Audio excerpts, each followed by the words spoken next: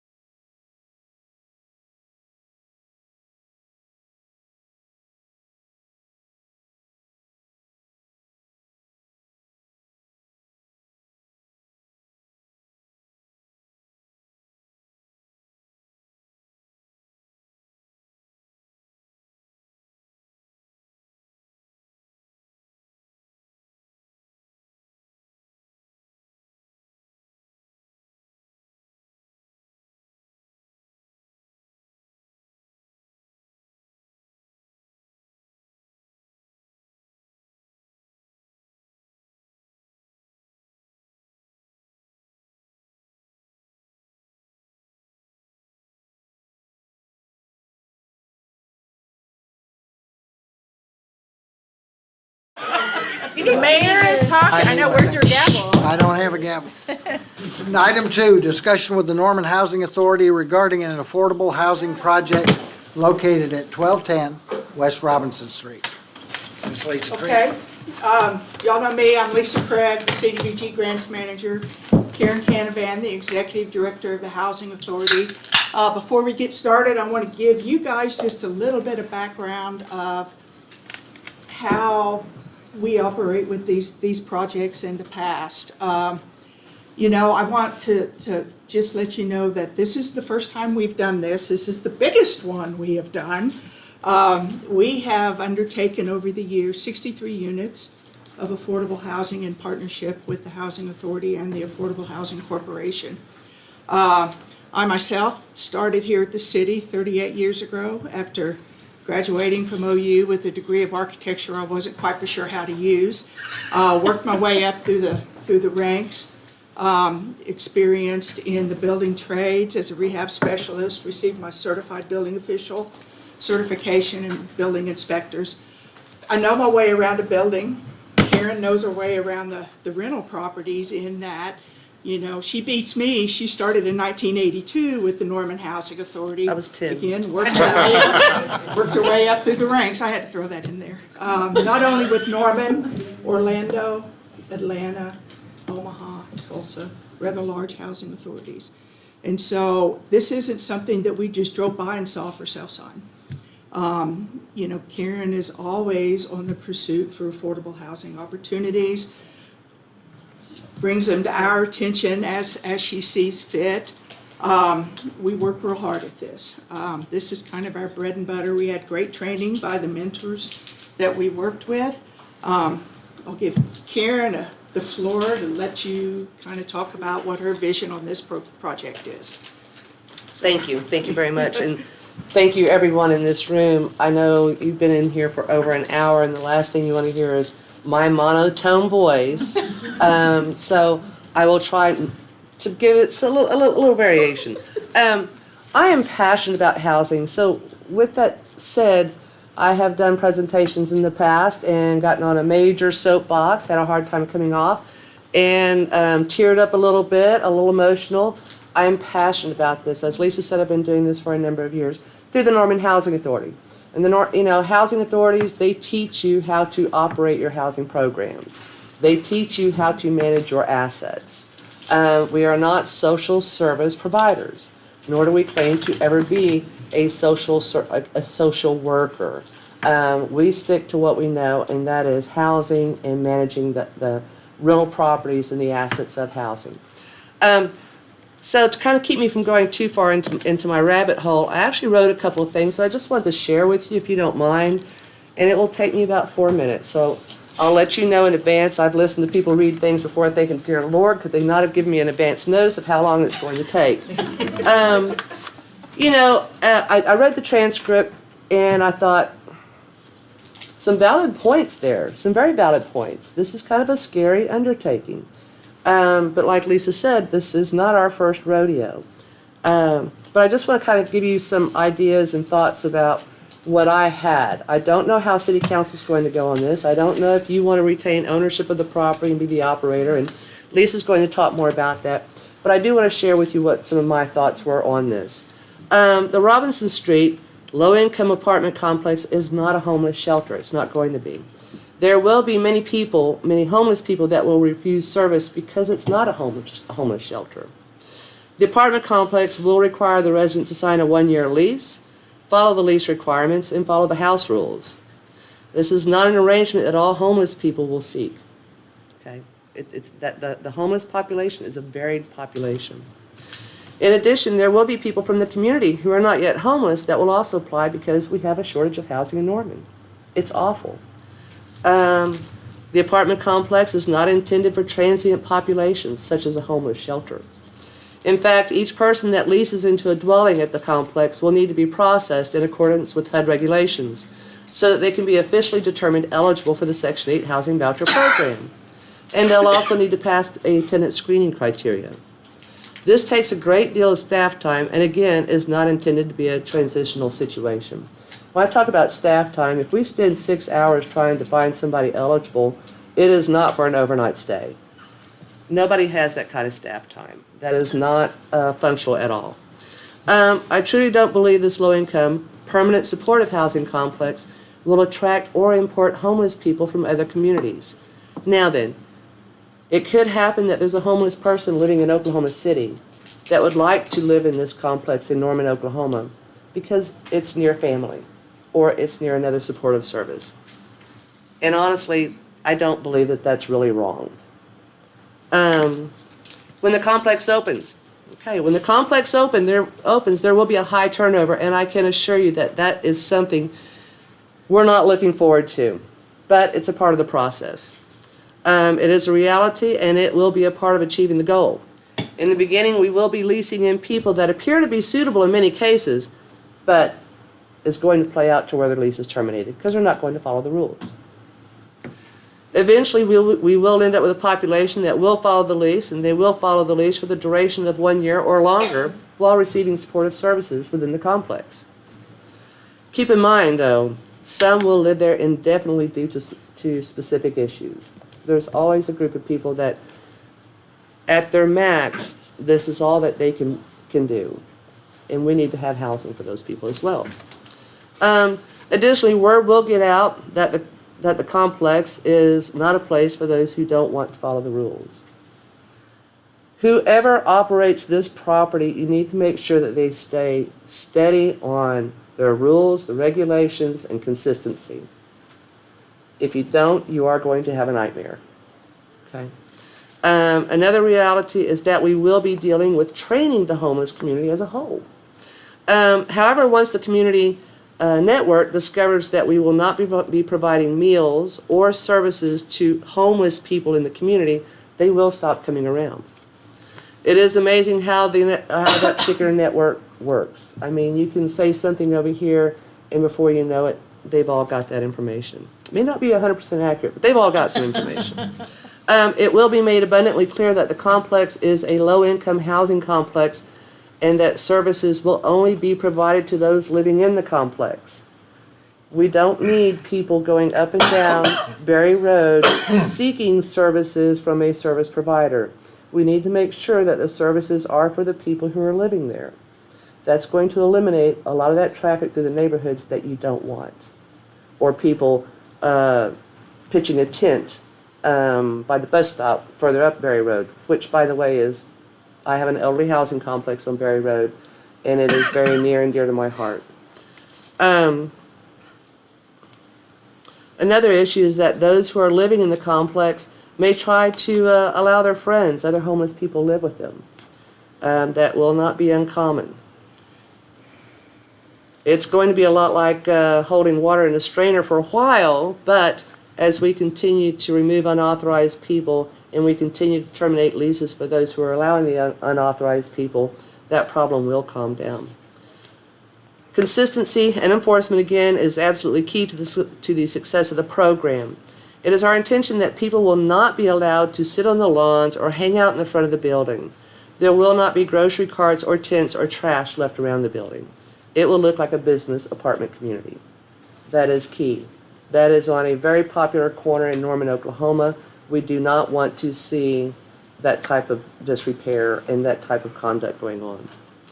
The Norman Housing Authority low-income elderly housing complex I just mentioned is Rose Rock Villa, just down the street from the proposed Robinson project.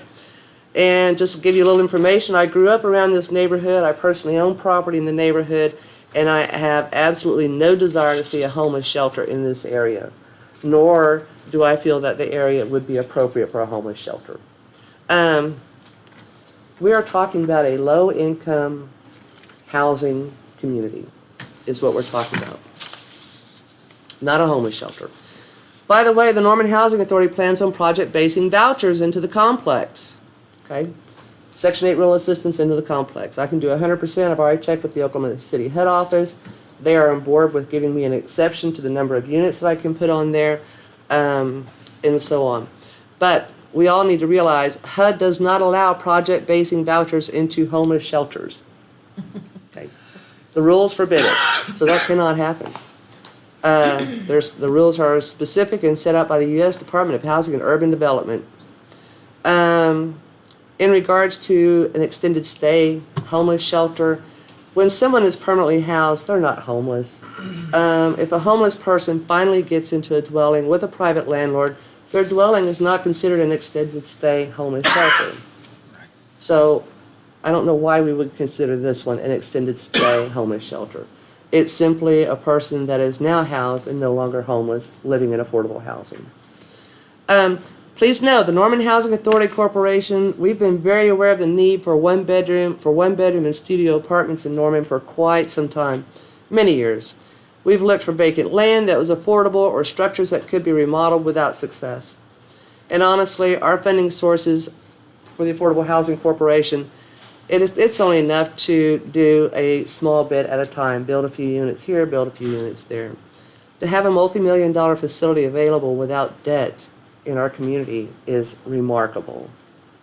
The council at this time is in a position with the additional funding that's come through and everything that I think is just, it's remarkable. It's I can't say enough about that. I have a story I want to finish with. I think you all know about the Bridges Homeless High School Student Complex across from Norman North High School. Kay Absher, who's my predecessor and someone that I love dearly, and a person of great ideas and solutions, along with Linda Price, who is Lisa's predecessor, with the city of Norman and several others in Norman, fabulous people. They had envisioned a low-income permanent supportive housing program for kids. Imagine how scary that was. They found a way to purchase the very rundown 20-unit apartment complex back then, and I had a blast. I was in charge of getting the rehab completed, implementing policies and leases for the students, writing the operational policies for the organization, and so on. I also leased in the very first kids into the property. This is where I tear up often, but I won't go too far into that. I also had to terminate a lot of kids. Okay. It was a difficult implementation with all sorts of unbelievable situations that we had to deal with. However, after the kids figured out that it was not Party City or someplace to be complacent, it attracted students that were looking for a home conducive to positive efforts in bettering themselves. It's the same concept with the community that we're talking about now and the shelter, not shelter, the apartment complex that we're talking about now. Today, Bridges is an outstanding organization. I think you would all agree. An absolute plus to our community. By the way, the rental units are all project-based with vouchers. They are all one-year leases. These are fabulous kids that are living out there. We've had kids graduate who've come back, told the story, they've been to college. It is an amazing program. And the Affordable Housing Corporation, we take a project on, we work with it. Bridges we took on, we obviously took it all the way from the baby steps up. When it became self-sufficient, we gave up our part of the ownership, and they are on their own and doing a marvelous job. And the 20 units is a rental revenue for their programs, as well as maintaining the property. A lot of our nonprofits in Norman and social service agencies, we need to realize that we're not going to continuously get money from funding sources. We need to figure out how we're going to make our own funding, our own money sources, so that we can perpetuate our programs. So that was one of the ideas that we had for Bridges, and they have that ability now. We've also done that with food and shelter. We had a 16-unit apartment complex that we took money, City of Norman money, some Chodo money, Norman Affordable Housing Corporation. We rehabbed that 16 units, stripped it down to the studs, new cabinets, new HVAC, new carpet, new paint, everything you can think of. And then we gifted it over to food and shelter so that they would have an asset which could also generate income with project-based vouchers. So it's a concept that works, and it's one that we've done in the past. I see the Robinson Project much like Bridges. People and neighbors are terrified, and rightfully so, if it's not operated correctly. You can imagine all the fears of having a group of homeless high school kids living in one place. Fights, parties, drugs, troublemakers, and so on. Yes, with the Robinson Street complex, we will be housing mostly homeless people with their own unique issues. But keep in mind, those who are not homeless also have issues. Okay? But there are homeless people who are looking for a positive environment and not handouts. Again, the Bridges concept, supportive housing. And once they are housed, they will simply become people living in a low-income apartment community, offering supportive services with a 1-year lease, following the house rules. Being homeless has a stigma. We should not make that a reason to ignore their needs for permanent housing as well. Okay. So I just wanted to go through this, and it gives me chills just thinking about all the things that the Norman community has accomplished. It's not just the Norman Affordable Housing Corporation or the Norman Housing Authority. It's the City of Norman. It's all the other partners that we've had in Norman to address these issues and have incredible successes. I think this could also be an incredible success. I will just tell you that you're going to have to make sure that your operator is going to enforce the rules. Otherwise, you are going to end up with tents, grocery carts, and whatever else on that corner. Okay? Just in past history, we have amazing social service providers here, one of which is retired from a particular agency that I adore, and she and I were butting heads over somebody over a lease. She was a fantastic advocate for that client. I was a fantastic landlord and protector of the neighbors' peaceful enjoyment and of the rest of the neighborhood. And I think advocates are not always the best landlords because we all have our own makeup, what we're passionate about and what we're best at. So just kind of keep that in mind. All right. Have I said enough? Thank you so much for saying all that. Yes. Thank you. Councilmember Staley. I just have a couple of questions for you. You had mentioned that this will generate revenues. And how will the utilities be paid? Will it be paid from those? Yeah, that's all in here. You're going to present, Yeah. okay. And then my other part, since you were kind of reading stuff from the transcript, and I know they talked about Mr. Dan Munson's discussion with the metal building in there. I've never, and maybe I just haven't looked at enough metal buildings, but I've never seen a metal building that can house 50 people. I don't know how you would create a metal building to do that. So is that something that the Norman Housing Authority or any housing authority would pay for occupancy in a metal building? We have Through not done vouchers? that, and I'll tell you why. The Norman Affordable Housing Corporation, we've got 40 units now, 40 doors, and whenever I look at an area, I look at it, would I walk my dog through this neighborhood? Would I let my child ride their bike through this neighborhood? And what kind of people am I going to keep based on the appearance and how I operate my facility? Those all come into play. I cannot think of a metal building that would be at all attractive over there. can't think of a Maybe a metal very building that's contemporary An apartment complex. looking lean-to. Honestly, I like brick. It's less maintenance. Probably over the better years. for holding in heat and air and, That being said, Homeless Alliance did construct a metal building, for the lack of a better word, a facility on their campus, and it blends with the architectural style. How That many- they have 16 units, I I thought it think. was 12, but it, 12 or 12 or 16 16. units. A smaller from the ground up, on a corner of their lot. That is permanent supportive housing also. Who did you say did that? Because I'm going to Homeless call them. Alliance. Okay, thank Yeah. you.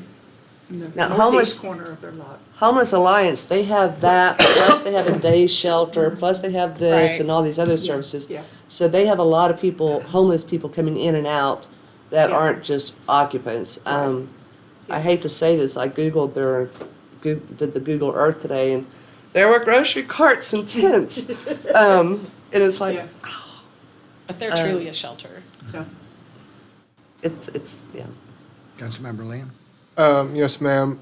You said that you currently have 40 doors, 40 locations that you manage for the, There's 40 doors under the Affordable Housing Corporation that we actually own and operate. Then we've got about another 80 that we manage for other entities. McKenzie Gardens, which is for people with persistent mental health issues. We've been managing that one ever since it was built, I think, in 2000.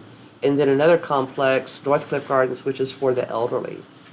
So okay, and do you know, would you have any idea off the top of your head, the average cost per unit of those? you mean how much rental revenue we're getting off of them? No, the actual value or cost. Because what is the cost of these units? $100-something thousand when you break them down? in the presentation we have, when the Norman Affordable Housing Corporation was founded, they received an appropriation from the city of Norman from the sale of the Kingsgate property of $1.9 million.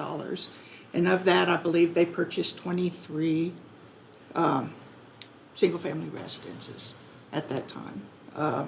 And then each property acquisition, there was recently a duplex that was acquired for $230,000 that went through council. Obviously, as time goes on, costs always increase. But each purchase that is made is backed up with an appraisal to make sure it's a fair and reasonable offer. I think I know where you're heading, but go ahead. My thing is that these are like 300 square feet, these rooms? And they come out, simple math, maybe I'm doing the math wrong, but about $160,000 for a 300 square foot room is the purchase price of this. I just have a hard time. You can buy a pretty decent house for that. You And can. these don't have kitchens. They don't have living rooms. What are the requirements of Section 8 to be able to even do that? And then on top of that, what are going to be the rents? And is that voucher going to cover the entire cost of the rent, or are they going to have to pay rent too? What are the rules?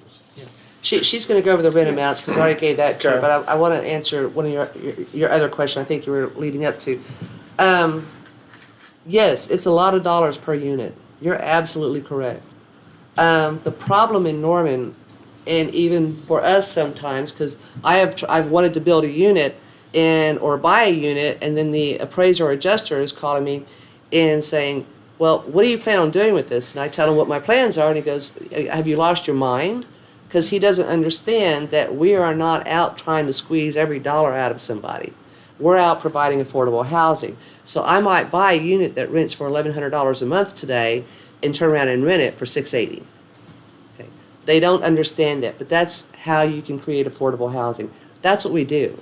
The rent that I collect, it pays for the unit, it pays my staff salary, it pays for everything that we need. Plus, it puts money aside into a little pool to where I can go buy more units and do the same thing. Because again, I'm not going to buy units where I wouldn't walk my dog or let my kids ride their bikes. They're going to be safe, decent, sanitary neighborhoods.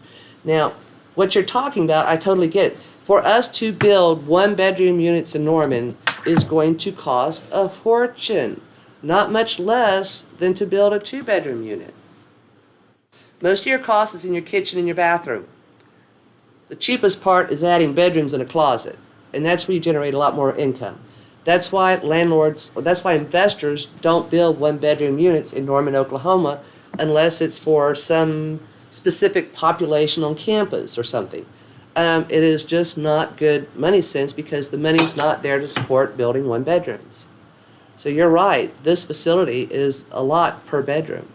The facility does offer The layout is great if you want to have somebody sitting in the office or sitting in the front and they can see who's coming in and going down each of the corridors. I mean, it's got a great layout for that type of stuff. And you would want somebody in there to watch that. It's got fabulous meeting space in the back of it. It's a great facility, I think, that could meet all of those needs. Yes, it's expensive per square foot, What, but we've not found anything else in Norman even remotely close to it. does it meet the Section 8 requirements? It will, with a couple of simple modifications. The studio apartments will need to have a dorm fridge. It'll need to have a small sink installed, which won't be hard because there's a little bathroom area. You can just put that on the bathroom side of it. It should plumb into that really easily. And a microwave. That's what the studio requires. Okay, and what about the rules? What are these rules?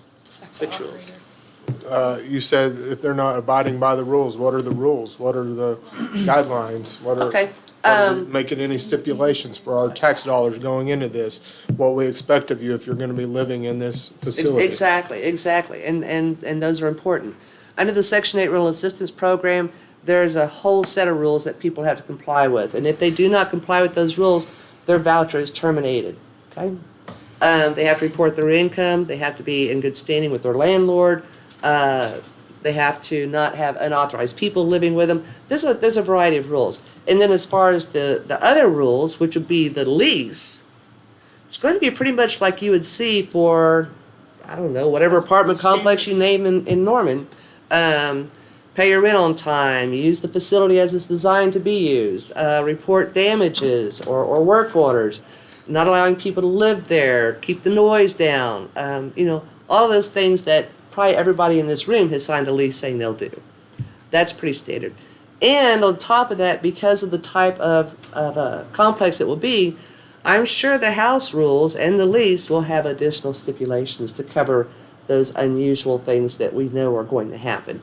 And the rules will also, I'm sure, be amended a few times. As we find problems, we have to modify the rules to make it work. So there's a lot of rules. There's the U.S. Department of Housing and Urban Development rules to participate on the voucher program, and then there's your dwelling lease, and of course that relates back to the Oklahoma Landlord Tenant Act. My main concern is the use of drugs, alcohol, and the And that's legitimate. criminal records of violent or sexual felons. That is legitimate. Under the HUD voucher program, if you have a history of methamphetamine production or if you're a registered sex offender, you don't get a voucher. So those two are, I'm trying to think of what other ones that you just mentioned. Oh, the drugs and stuff. Drugs are a problem. In the Norman Housing Authority properties, our public housing, if anyone is caught with drugs, there is no 14-day notice. There is no opportunity to cure. There is no hearing to plead your case. It's, you get a 24-hour notice and you're gone. And I have no problem with that. None whatsoever. And if you do one or two of those, people learn very quickly, don't live there. Councilmember Tortorella? Well, you know what? I appreciate the presentation, and It's not finished. well, yours. I'm waiting for Lisa to do hers, but my concern, it has always been my concern. Our concern is the appearance that these are going to be expensive rooms, and I understand that you have to factor in the cost, the acquisition, and the remodeling, but our constituents, just it's not that we. I acknowledge we need a program. I just don't think we should be using taxpayers' money for this program. We have community partners. If we engage with them, allow them to raise their funds and help them find the grant money to do this on their own. That's the issue we have right now, because these rooms are pretty expensive. At $160,000 per 300 square foot room, that's like a palace in this neighborhood, where the average rent is $1,300 a month for a 1,200 square foot house. And the average price per house in the 3-year period was $98,000. You can see that taxpayers are going to be pushing back against this, as they have. And the overcoming part of this is that it may be good for 41 people or 40 people or individuals here. But overall, I think overwhelmingly, these concerns that we've shared today, that you've heard so far, I just don't think we can, that the average citizen can take this into consideration, saying this is a good idea. I just don't think the wisdom of the city putting money into a program like this, and we have nonprofits who can probably do a better job than this, and should stay in that arena. The other question I have, we mentioned operator. I think this is a question for you. So have we chosen an operator for this? Have not. Have not. The timeline for acquisition and potential remodel of about 16 months. That's the RFP that would go out during that time. I think Lisa's identified 3 potential operators to receive that request for proposal and submit their solutions to us. Obviously, that would be a contract that council would execute at some point in the future. All right, so when we choose this operator, we're gonna stipulate that they do screen for drugs, they screen for sex offender status and everything we discussed, to make sure we get the ideal tenants. Oh, yeah, and the goal is to make sure, and one of the things that Karen has educated me on is, you want to make sure the tenants that are identified to move forward and enter into a lease agreement with have the highest possibility of succeeding in this housing program. We don't want to load it up full of people destined to, I mean, they may not be in a position, where they are either financially or mentally or, where they are in job skills, et cetera, to succeed. So making sure you select the right tenant mix, mission critical to success.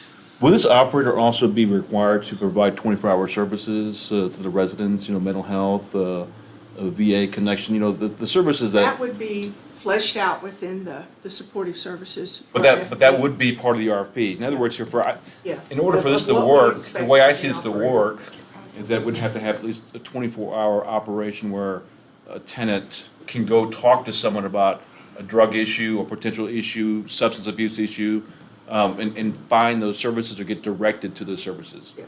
That would be something that we would flesh out with the RFP as to what our expectations for those services are, whether it is on-site availability 24/7 or daytime availability with the option for contact at night. That would be part of the proposals that we would, the city or whoever the management operator ends up being, to determine what the need and the level of the supportive services that need to be provided. Okay, one last question. Go ahead. What were you gonna say? You brought up the operator. There's actually 3 components, and she's going to talk about that in the slideshow. There's going to be the facility operator, the supportive services operator, and a couple of others. The money for this property,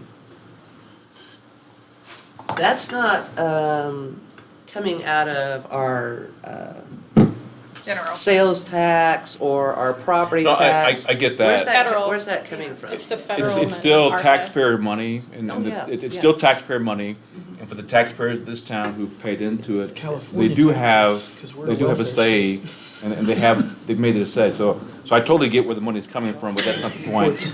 What's the eligible expenses for that money? I don't know, but we can talk about that later, but Okay, the last question I have let's get more. for more Daryl questions. here, one last question is that, the money we set aside for renovation, what happens if we need more money? Where's that, like, is there a cap? Is it a hard cap? Or do we have a provision to put more money into it in case, inflation, the price of goods and services to get these rooms to be livable? So do we have a cap? Is that a hard cap, soft cap? As far as we're concerned, we've got a hard cap budget, and if that requires value engineering on our part during the renovation to say, sorry, the existing wallpaper will be the finished wallpaper because we don't have enough money in the budget to re-wallpaper the building, that'll be what happens. So we don't anticipate coming to council asking for general fund support to complete that renovation. Those Thank you. ARPA dollars would be our budget, and our contractor that we would engage to do those facility upgrades, that's a hard number. All right, thank you.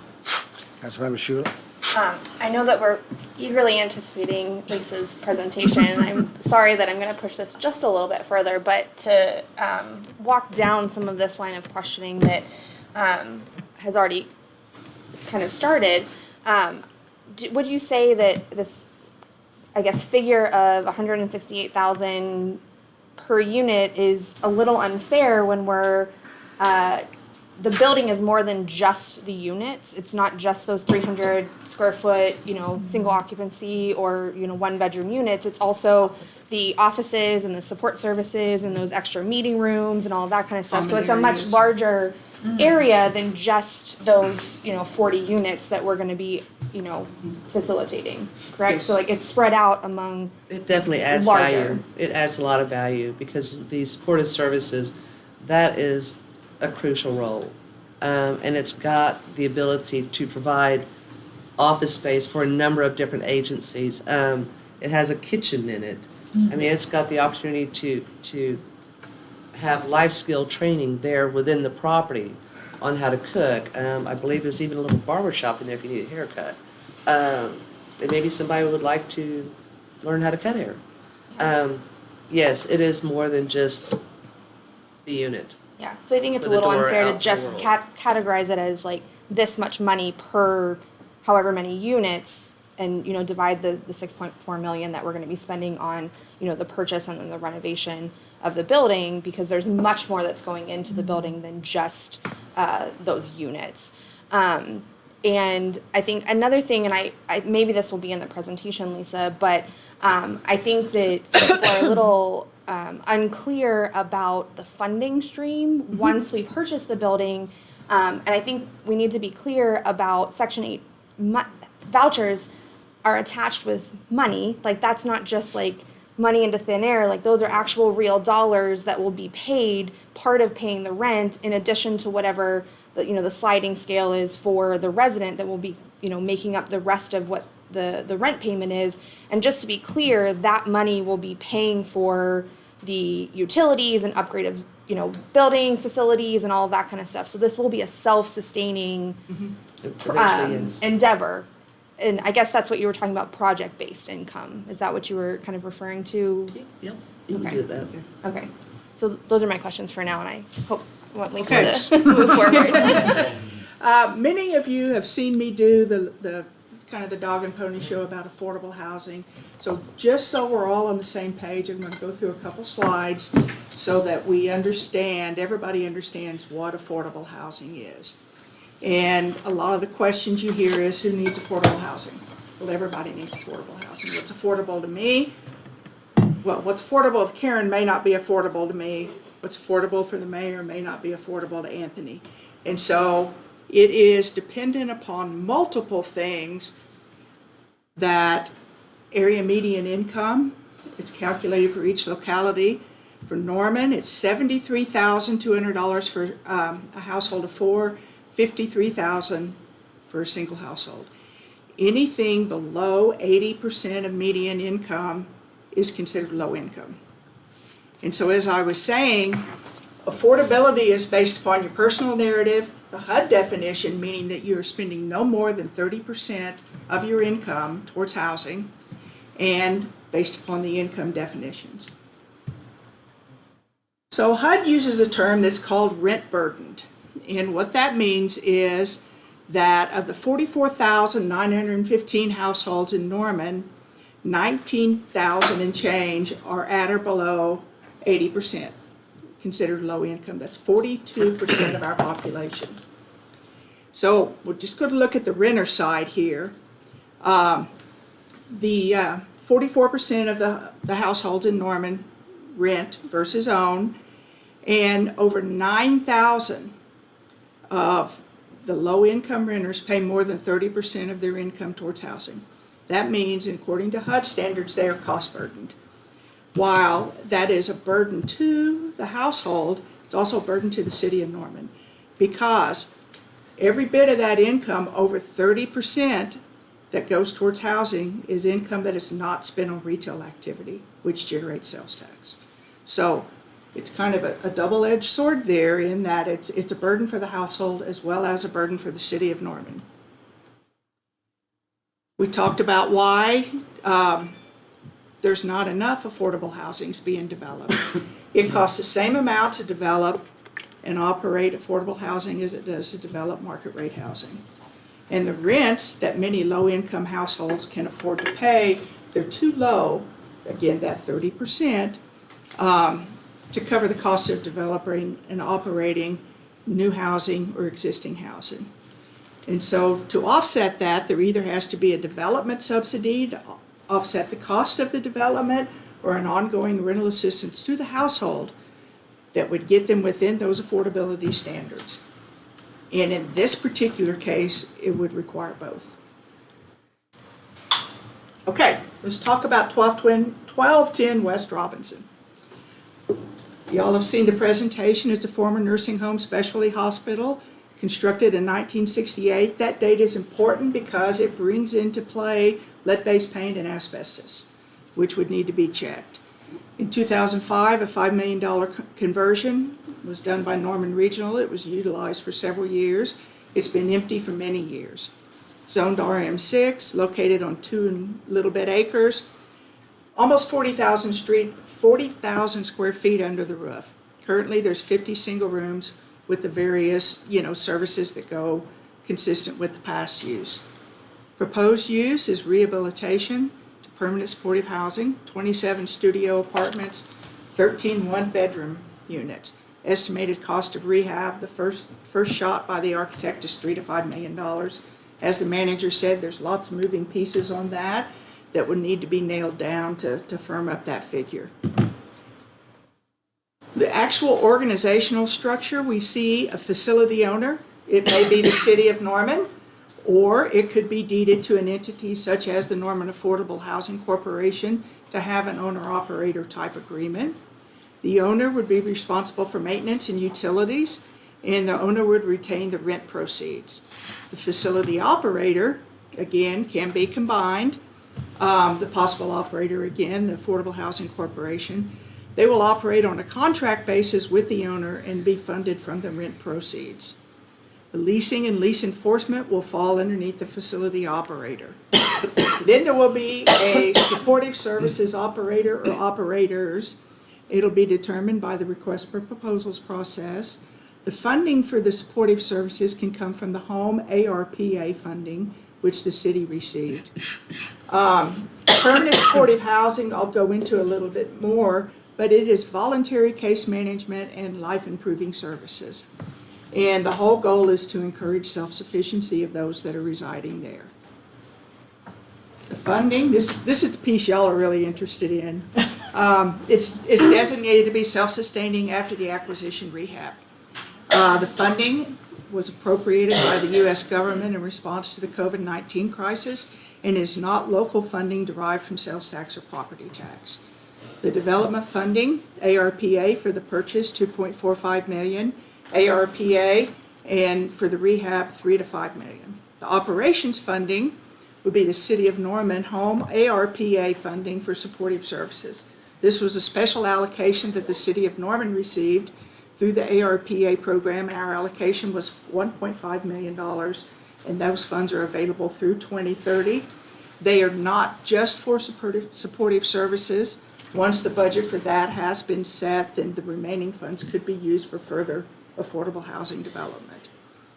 The Norman Housing Authority would be providing project-based rental assistance, again payable to the property owner, in addition to all tenant lease payments based upon 30% of their income.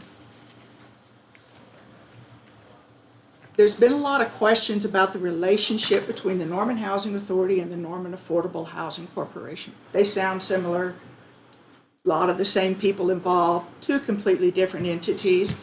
The Housing Authority was chartered in 1974. They received their funding directly from HUD. The City of Norman appoints their board members, otherwise they operate autonomously. They are designated as a high-performing PHA by HUD. That is a very prestigious designation to receive that from HUD every 3 years. They operate 173 units of public housing, including Rose Rock Senior Housing, Redbud Village, Colonial Estates, Jamestown, and Crystal Heights. And they're responsible for the management of over 1,200 Section 8 vouchers, 153 Section 811 mainstream vouchers, and 30 emergency housing vouchers. Norman Affordable Housing Corporation is a 501c3 charitable nonprofit. They're charged with the development of affordable housing within Norman. They received funding in 1988, $1.9 million from the sale of the former Kingsgate apartments, They utilize the funding to acquire 23 single-family properties. All profit after the maintenance and insurance are dedicated to investment and/or development of affordable housing. Currently, they're generating about $150,000 a year towards this effort. They have a formalized relationship with the Norman Housing Authority, which allows for reduced staff and maintenance overhead. And their current inventory has been increased to 43 properties, including the 23, and they have been developed in partnership with the City of Norman, the CDBG program, and the HOME program. And they do provide housing property maintenance for multiple nonprofits, as Karen said. Gross rent potential. HUD establishes fair market rents, and that is what the Section 8 assistance is based upon. The studio apartments are eligible for $787 a month. The one-bedroom apartments at $820 a month. That generates almost $32,000 a month or $383,000 a year. Each time we do a project for development, we do a pro forma and we assume a 7% vacancy after lease-up. As Karen said, lease-up is usually kind of dicey. So those will generate almost $30,000 a month or $356,000 per year. Other items that we need to consider is if the property is owned by the City of Norman or a 501c3 such as the Affordable Housing Corporation, they are actually exempt from property tax. We're trying to track down the cost of utilities. The realtor has been helping with this, and basically the entity that owns this is a, quote, multi-billion-dollar corporation with hundreds of facilities, and they are having a hard time tracking down the utility costs from back when it was operational in 2013. And so they're going to be getting that. We were able to find the water, sewer, trash, a little over $23,000 a year. Cost of insurance for a facility this size would be quite costly. Regular maintenance activities, we want to make sure that once the property is rehabbed, it's maintained in an appropriate manner. And then the funding of a reserve replacement account for future capital expenses. Tenant expectations. The supportive services that will be provided are entirely voluntary, as with all permanent supportive housing, and it is only available for tenants of the facility, not the general public. Landlord-tenant protections include compliance with the Oklahoma landlord-tenant law, and they will have a standard lease with a clear understanding of their rights and responsibilities as tenants. And then tenant behavior expectations, policies will be developed and enforced, house rules, grievance appeal process, housekeeping, loitering guests, pet policies, no tolerance for violence or illegal substances, among several others, as Karen said, that will develop over time. So what makes this project affordable is the project-based assistance. It requires the residents to pay 30% of their income towards rent. The difference is made up by the project-based, where we hit that fair market rent that HUD establishes. Because the voucher is tied to the unit, if a tenant leaves, the voucher stays with the unit. But if they have qualified for Section 8, there is an opportunity for them to get a Section 8 voucher for another unit. Supportive housing. There actually is an entity called the Corporation for Supportive Housing that we all look towards for best practices. And their policy is that supportive housing combines long-term affordable housing assistance with the voluntary support services that help people who face the most complex challenges to live with stability, autonomy, and dignity. And it improves housing stability, employment, mental and physical health, and reduces active substance use. Again, going on to supportive housing concepts, positively impacts a variety of stakeholders, but at its core, it focuses on improving the lives of the tenants.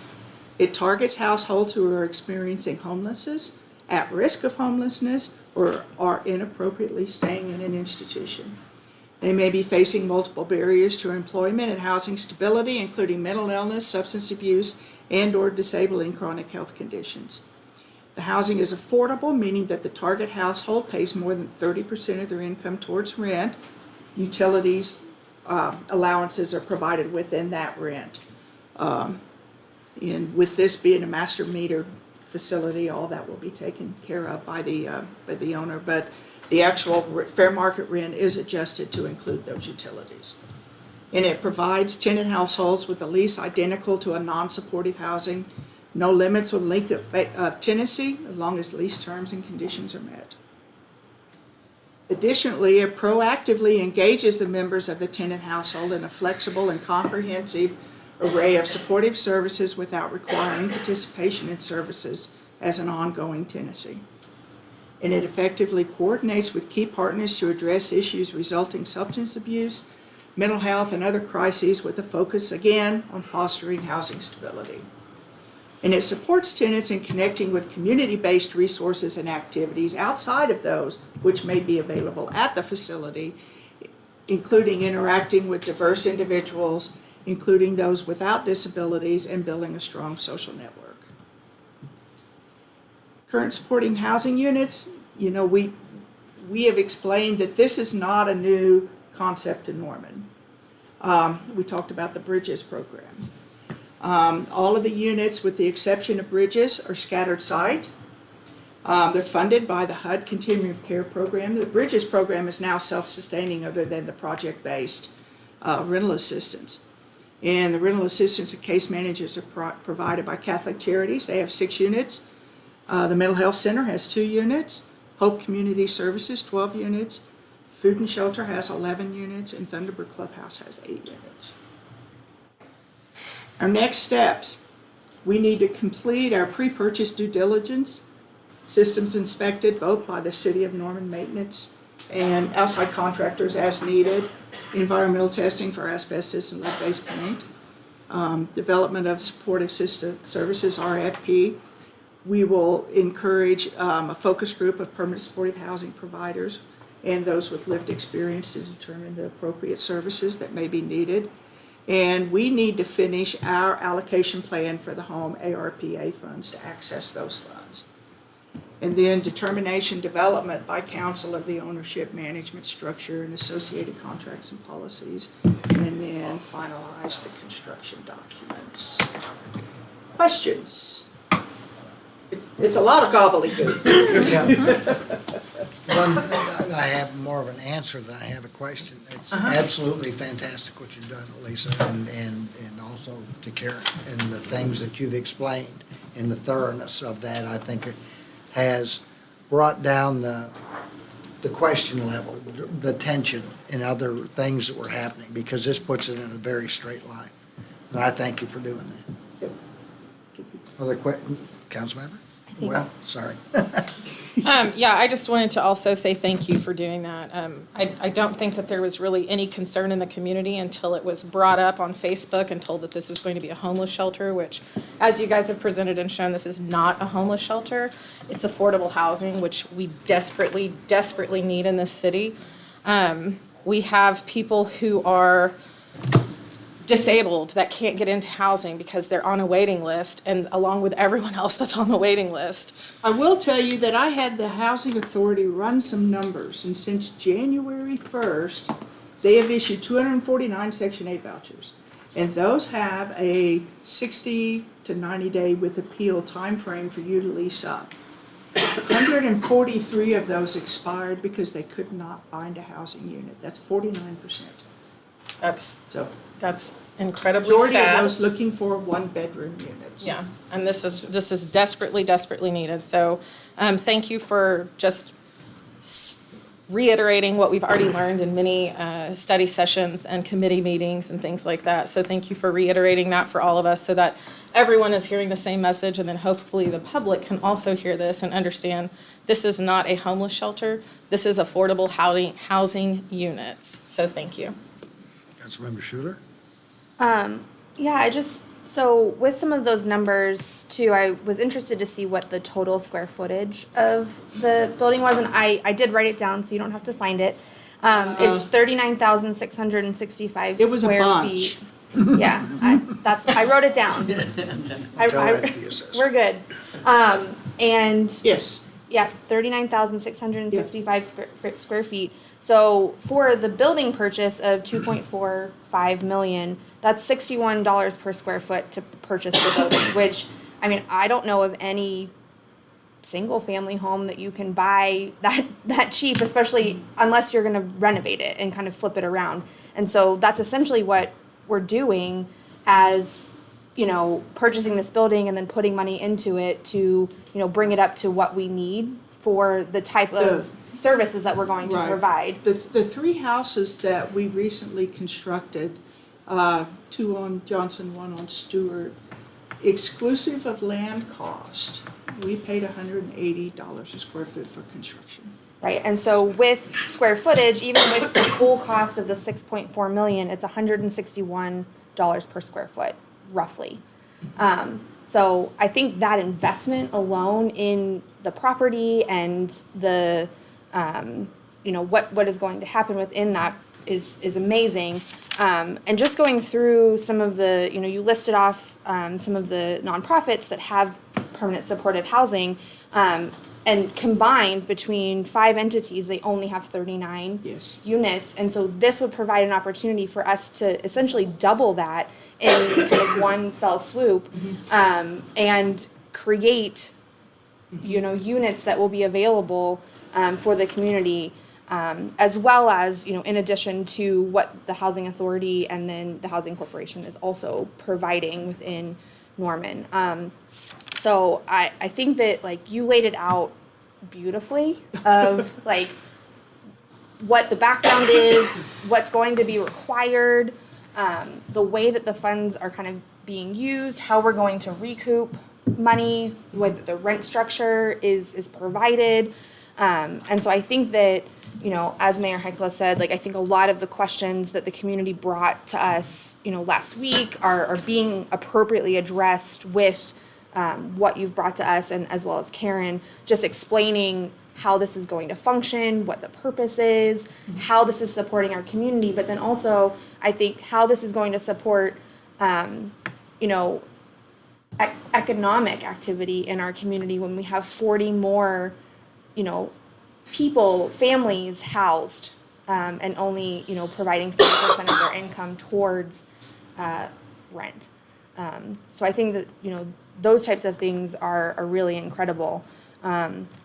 So, I mean, I think that we are at such a pivotal point in having this money to be able to provide this in our community, and I think that it's so positive, the outcome of what this can provide. So, thank you for all of the work that you've done to get Thank us y'all. to this point. Councilmember Green? Thank you. Also, I have a question about the home-based study and this project. What, we would be meeting a benchmark, correct, if we actually proceed with it? And then in line with that, there was also another thing in the home-based study about, I think, landlord remediation to get more folks interested in renting maybe a one-bedroom. Right. We are currently, I say we, the city of Norman is currently utilizing some of the CDBG CARES Act funds that we got in partnership with the Housing Authority and the Norman Affordable Housing Corporation, that they have an employee that is currently working with multiple landlords to, basically it's marketing, telling them the benefits of accepting Section 8. Because that's, you know, while there is a housing crisis in Norman, there's a one-bedroom crisis, okay? That, coupled with that, is the misconception by a lot of people about the difficulty of working with the Norman Housing Authority and accepting Section 8. They see it as lots of hoops to jump through. It's really not. It's a property inspection. You get a rent check every month. They kind of pre-screen your tenants for you by running the background check for violent offenses, sex offense, things like that. It's a good deal. Now, you are somewhat capped on your rent, which that is part of the problem right now with the market that we have, where, you know, a 2-bedroom apartment is renting for $1,100. You know, that's kind of the downside on that. HUD is looking at their fair market rents to respond to the housing price nationwide. It's not just here. And looking at some possible adjustments as far as that, and the things that different agencies can do to compensate for it. So hopefully we will have more landlords participating. Well, and I have been talking Karen, do you want to chime in on that? And I know one of the things that Councilmember Grant brought up, it was the ability to establish a fund by which landlords feel like if a tenant does damage, Right. that they've got access to, maybe it covers the landlord deductible mitigation there. fund? Yeah. Yes. So our ability to establish such a fund, and Karen did indicate that in years past, such a fund existed and financed through the federal government, and those dollars were available, currently not available through the federal government, but the home-based study did say that Yeah. that it would be advantageous for us to provide that kind of backstop for a landlord if they experienced a property loss. Of course, when the home-based study came out, and they identified this type of facility, they didn't know this facility existed in Norman.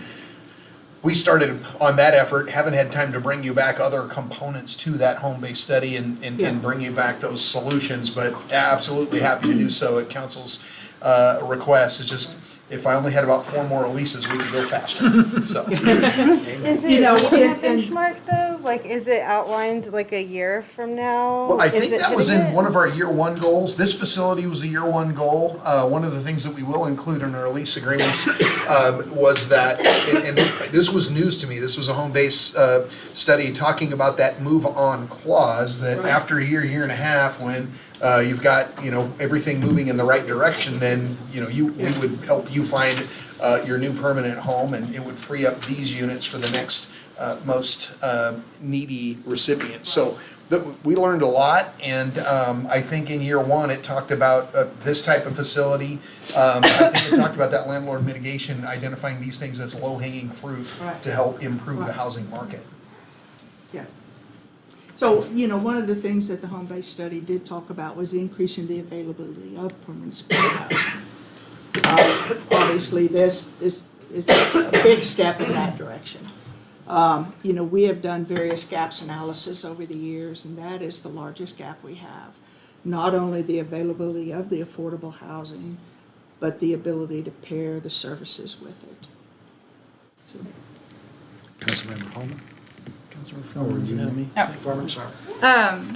So unfortunately, we're talking about this because I was not here last week. I had a work commitment, so I apologize for that. And I saved my comments so you could get your presentation in, because we probably could have kept going for a little bit. So I did not make it to the meeting, but I was able to watch the meeting, and hearing a bunch of the concerns and comments. Even the members of the public who do not want it were like, just postpone it, right? And so I think the moral thing council could have at least done last week was to postpone it.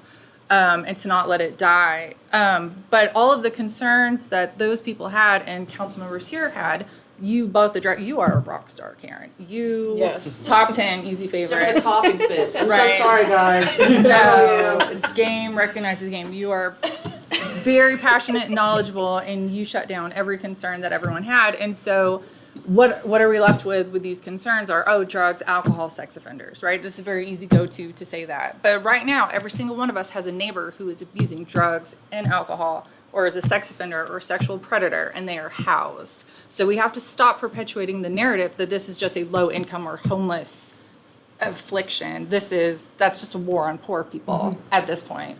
And so everyone has heard that the budget document is a moral document, and it signifies what we value in our community. And so we're very quick to give money and incentives and benefits to the haves and build things for the haves, but we focus very little on the have-nots. So I think it's high time that we shift our focus on what we spend our money on. I feel very comfortable with moving forward with this, and I think we have to invest in the infrastructure. We need people to run it. I do not want us, the city of Norman, to run a low-income rental property, or We like, learned our we don't lesson want to on be in the that. business of that.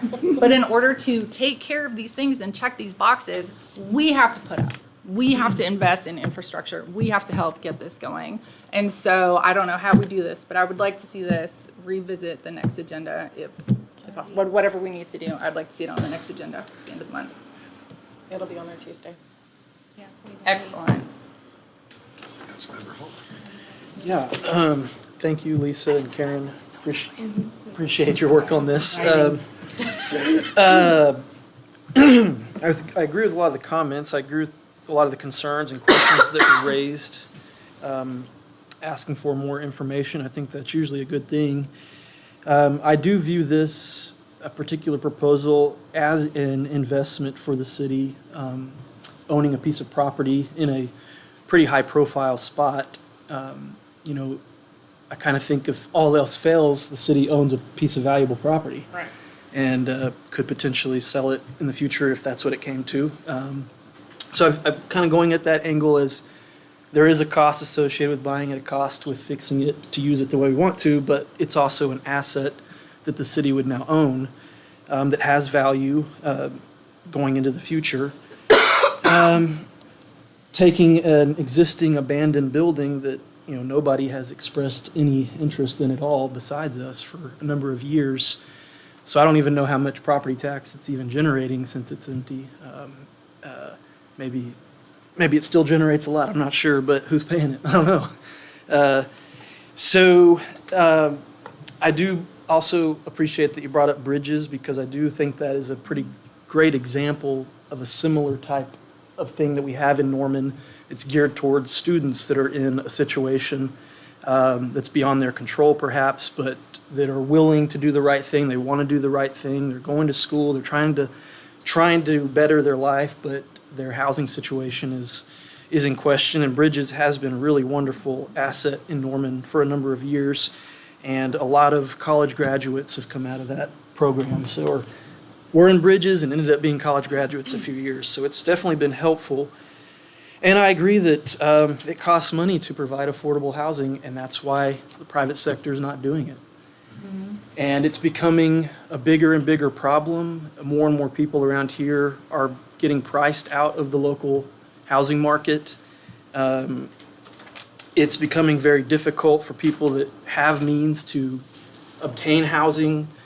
People that are having to finance are being shut out by cash buyers who are offering more than what's valued. It's becoming a real serious problem. And it's almost shutting the door completely to people being homeowners. They're having no opportunity. There's no chance you can compete. You can't get finance for something that somebody's offering double the value on. So we have a real issue with affordable housing, people that are able and willing to take care of themselves, but are being met at closed door after closed door. I've too have heard those. The story I told last Tuesday about the mother who had the Section 8 voucher and she cannot find anywhere. She's terrified that at the end of the month it's going to expire. What am I going to do? That situation. And so we know that the need is really out there, and I am definitely a believer that one of the main purposes of the government is to step in when the private sector can't or will not do something. When there is a problem, when there is something that needs to be done, and nobody else is willing to do it, that's when I do believe it's the government's job to step in and do something. In this case, it could be buying a building and then finding a service provider to run services out of there, which I agree with. I don't want us to run services out of it either. But sometimes there has to be somebody willing to come in and say, okay, we're not going to make a profit off this thing, but it's desperately needed and we have to provide it. And most people in the private sector aren't willing to do that because the dollars are what speaks, and I can't blame them for wanting to make profit, off their investments. That's their prerogative. But when there's an empty building like this that's available and we have the means through federal funding, and like I mentioned, Oklahoma is not a state that contributes to the federal government. We receive significantly more from the federal government than we contribute. We are a welfare state. So taxes from California and Texas and Florida and New York and Illinois, those states are helping to fund Oklahoma. We're a state that's very reliant on federal funding. We love our federal funding. in the state of Oklahoma. And in this case, we've been, granted this funding to help with this type of issue. When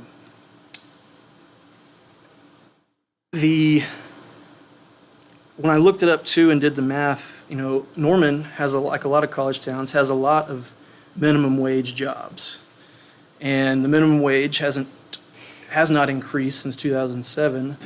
So at $7.25 an hour, a minimum wage worker at name your fast food restaurant in Norman, if they're working 40 hours, which if you've ever worked at a minimum wage job, the chances of you getting 40 hours are almost not going to happen because they don't want you to get 40 hours or get close to it and get overtime. So, but if you did get 40 hours, it's only $1,160 a month that you would be bringing home if you worked full-time, 40 hours a week at a minimum wage job in Norman. And as you mentioned, a two-bedroom apartment in Norman is $1,100 a month. And that might not even be a very nice one either. So I think, again, we have this opportunity with this building that's sitting here that nobody else has wanted, nobody else has shown any interest in, no private partners have shown any interest in it, no nonprofits have shown any interest or have an ability to. We're fortunate, again, that we have this federal funding that allows us the ability that our nonprofits or even private sector folks that would like to do something, maybe they don't have a couple $1 million to lay down on it. So we're in the situation as the city government that we have an opportunity to help address this type of problem. We're all concerned about homelessness in Norman and people being on the street and living in the conditions out there that we have in Oklahoma, whether it be extreme heat or extreme cold. And this, in my opinion, is a way that we can reduce the homelessness that we see on the street, a way we can prevent, hopefully, people from becoming homeless in the first place. And I think it costs a lot more money. If you allow someone to become homeless, it costs a lot more money and effort to bring them back out of it than it would have to keep them from getting into it in the first place. So that's where I kind of see the investment in the cost of this thing, that yes, it's a high cost, but it's investment, it's an asset, and it's, as we can see out of the current available units or units that are provided, this would double that and really help us address the situation that we have, that we know that our study showed us and everything. So I do think this is a good idea. I would like to, have, is there a way we can know about the asbestos and lead paint before we sign? Yes, typically what we would do is request a 60-day due diligence period, and we would send in our building officials, our plumber, our electrician, our HVAC experts, and then we would probably bring in a third party who does do asbestos inspections and certifications. And on-site management believes those issues were remedied when they did the big major upgrade back in 2005, but we would always want third-party confirmation that yes, those items were remedied and not painted over. Well, if it came back and said it was going to be $3 million to fix that, maybe, we rethink that, but. Yeah, and that is provided for in the purchase agreement, so we wouldn't close on the property until we've done that due diligence and made sure that with the information we obtained from that, we were able to move forward. Okay. And the city has a termination clause saying that they can terminate for any reason within 60 days. Okay. The manager mentioned, value engineering, for instance. It was a nursing home. It has 42-inch wide doorways that don't lock. So, option, you reconfigure, rekey them to where they operate as a private residence, leaving everything intact. A 42-inch door is not that bad of a deal. Or if you take the door out and you reduce it to a 36-inch door, now you're looking at replacing the wall covering. Or do you go in with a side light or something like that? Lots of those decisions have to be made that would affect the cost of the property. Okay. Well, I think it's worth continuing down the line and then getting to that point and then looking at what we've got. Is this going to work? Is it going to be way more expensive than we anticipated and that what we've have a budget for? But I'd like to get to that line and then see where we're at first. Councilmember Lynn? I will say there are 3 surveys that have come back, and the number one issue on all those surveys was no trust in the city council. That's not true. That is true. There was a survey that was done after the water rates deal, and then we paid for a survey, and then there was a survey from the Norman Economic Development Coalition. Trust in council is the #1 issue. That's why water rates failed. That is exactly the reason. We did surveys. It was You can Berea's scoff all you fault. want. That was the reason, no trust in council. It's not And when you're number one. going forward with this, I'm talking, please, can I get this out? Have a little respect.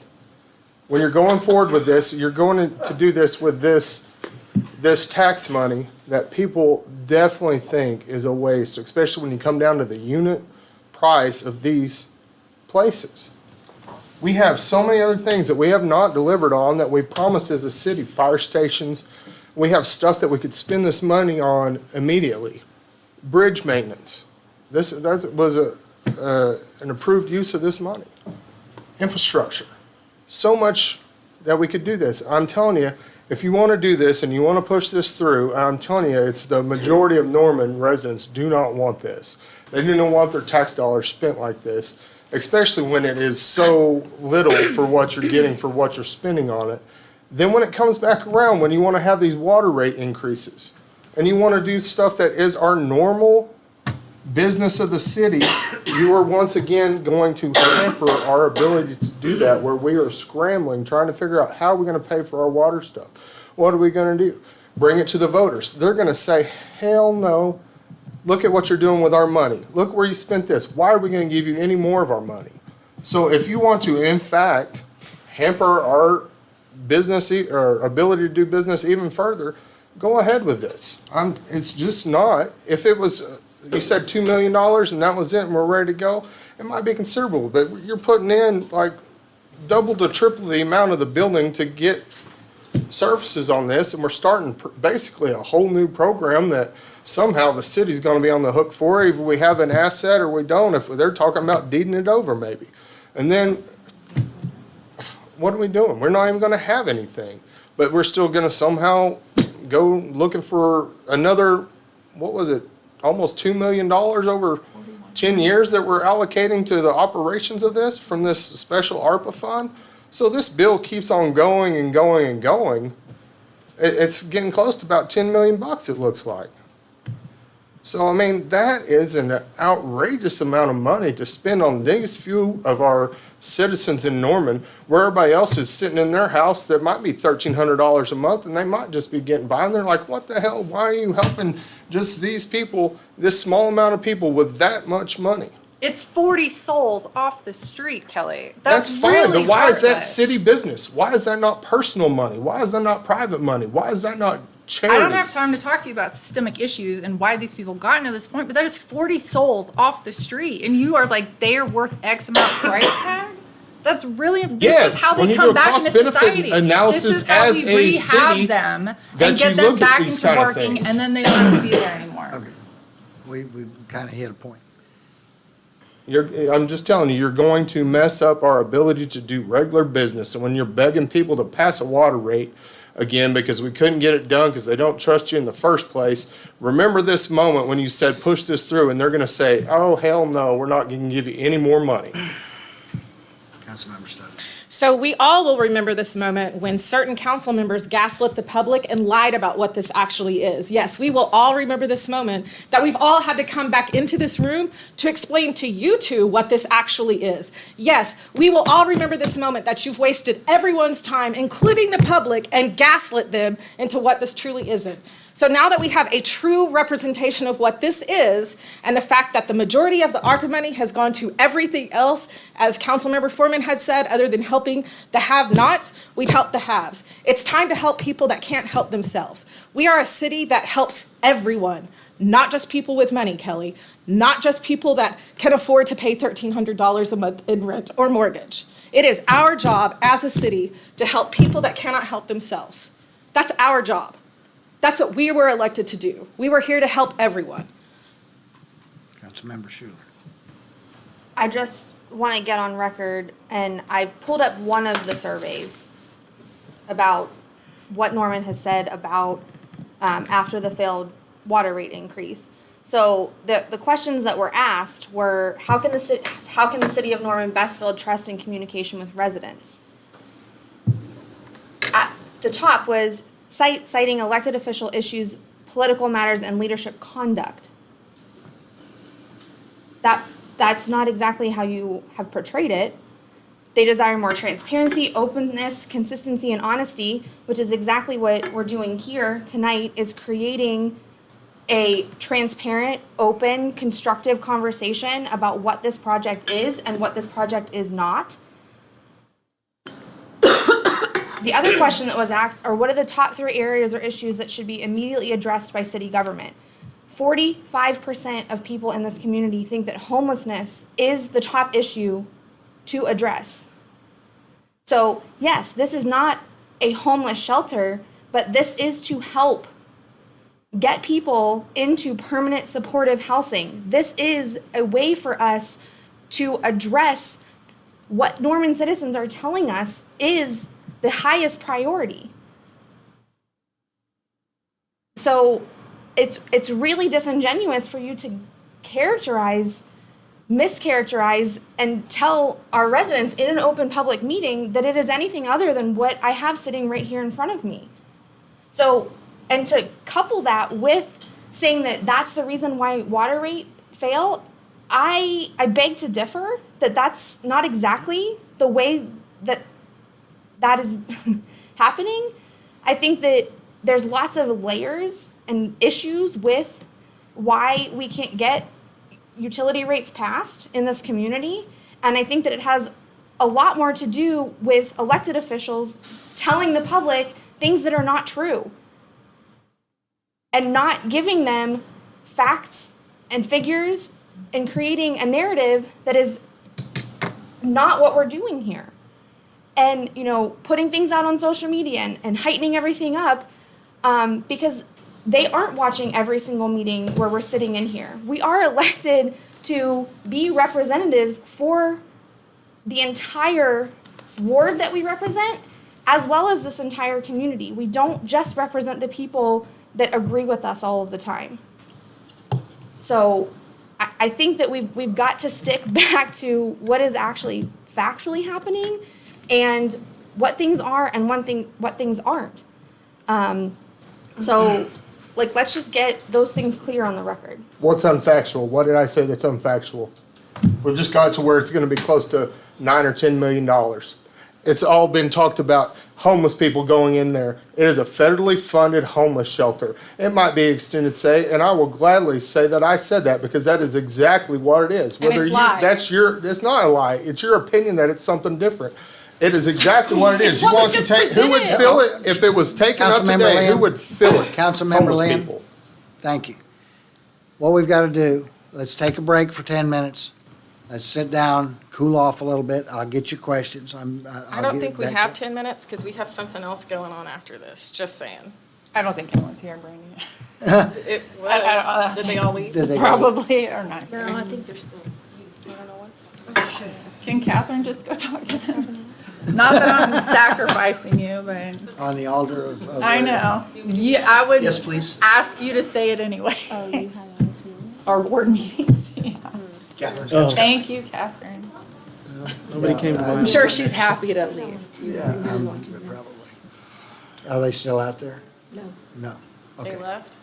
All but 2, and they're watching this meeting on their phones. Oh. So they said that they were fine, but 10 Yeah, minutes. there's one. Let's be back. Dear Lord, when did I see you? And not feed you? We are so quick to be Christian.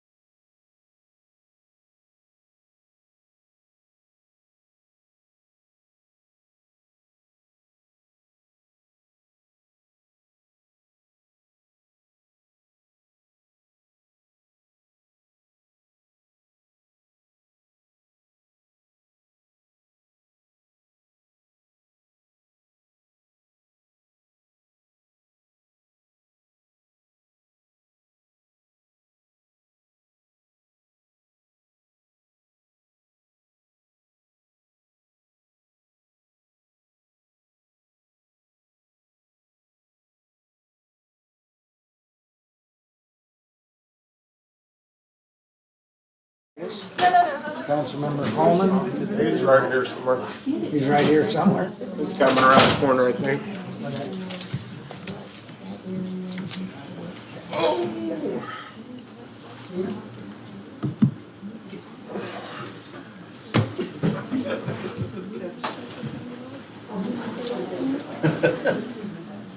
He may got a minute. Don't go in there. Okay, coming back into session. It seems as though we're in a place that we're not going to be able to convince or argue each other into a whole, what am I saying? Into a different argument. What I suggest we do is that we bring this home, do the things that we need to do for research and all the rest of that. Manager is going to put this on the agenda next time, is that correct? Next week. Correct, Your Honor, and I had this conversation just to make sure the municipal code provided for that opportunity for reconsideration. And basically, it says if 3 council members request the item to come back, it'll be placed on the next available agenda. And I think based on what we've discussed tonight and requests for information from the council, that the item will come back with an additional ask, and that would be council authorization for Ms. Lisa Craig and her staff to develop the RFP for the operators and bring that back to council for your consideration as part of the process. So she'll start that work in earnest after council's action on the item Tuesday night. So if it receives five affirmative votes Wednesday morning, that's what she'll be tasked with. Copy that. If there are no objections, I'm going to adjourn this meeting. Adjourn. Thank you.